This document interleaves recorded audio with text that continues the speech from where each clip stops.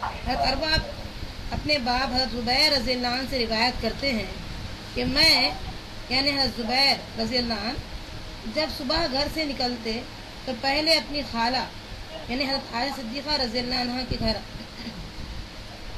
सलाम अर्ज़ करते हैं। एक रोज़ मैं घर से निकला और हस्बे मामूल सलाम करने हाजिर हुआ तो हज़रत आयशा सिद्दीक़ा रज़ी अल्लाह अन्हा नमाज में खड़ी थी और कुरान मजीद की आयत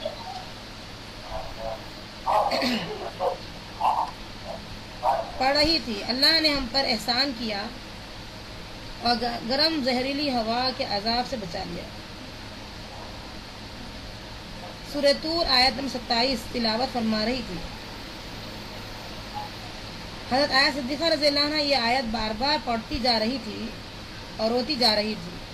मैं इंतज़ार के लिए खड़ा हो गया हत्ता कि मेरा जी भर गया और मैं किसी काम से बाजार चला गया। वापस पलटा तो हज़रत आयशा सिद्दीक़ा रज़ी अल्लाह अन्हा भी अभी तक नमाज में खड़ी है और वही आयत पढ़ कर रोती जा रही है। ये बहुत अहम हदीस है। इसके बारे में थोड़ा सा हमारा भी जो है जैसे कुरान से जो रिश्ता था और आखिरत से जो फ़िक्र थी आखिरत की आयशा सिद्दीक़ा रज़ी अल्लाह अन्हा की, वैसी फ़िक्र हमारी भी हो जाए इंशाअल्लाह।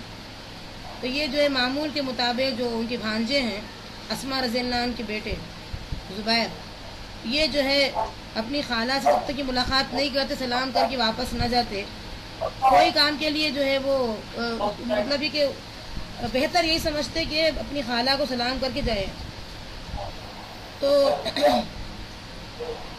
ऐसा ही मामूल के मुताबिक वो जो है आयशा सिद्दीक़ा रज़ी अल्लाह अन्हा के पास गए।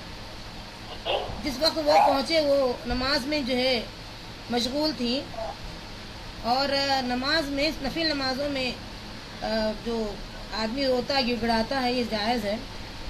तो ये कह रही थी वखाना अज़ाब समूम, यानी फ़िक्र आखिरत का जो उनके दिल में जो डर बैठ गया था उस पर उन्होंने कहा कि अल्लाह ताला हमें लू के अज़ाब से बचा ले। तो ये बहुत अहम बात होती है कि इस कदर इंसान के अंदर लज़्ज़त तारी हो जाए कि बावजूद ये कि सारे आमाल वो कर रही हैं और बावजूद ये कि मोहम्मद सल्लल्लाहु अलैहि वसल्लम की वो ज़ौज मुतहरा है, लेकिन ये जो सोच है, ये जो फ़िक्र है आखिरत के लिए कि वो कहते हैं कि जब मैं गया और मेरा जी भर गया, वो मैं देख रहा था कि इसी आयत पर वो रो रही है।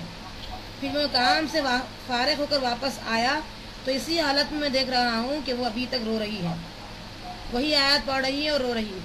इससे अंदाज़ा कीजिए कि किस कदर उनके अंदर जो है जज्बा और फ़िक्र, सोच, आखिरत में कामयाबी के लिए दुआएं, अल्लाह से माफ़ी, ये सारे जो है चीज़ें आपको बैक वक्त नज़र आएंगी। इंशाअल्लाह हमारे अंदर भी जज्बा आ जाए तो फिर इंशाअल्लाह सुम्मा इंशाअल्लाह हम अपनी फ़िक्र और अपनी सोच को ऐसे ही मरकूज़ कर रहेंगे आखिरत के लिए। किसी का साउंड म्यूट करना है, आवाज़ बहुत आ रही।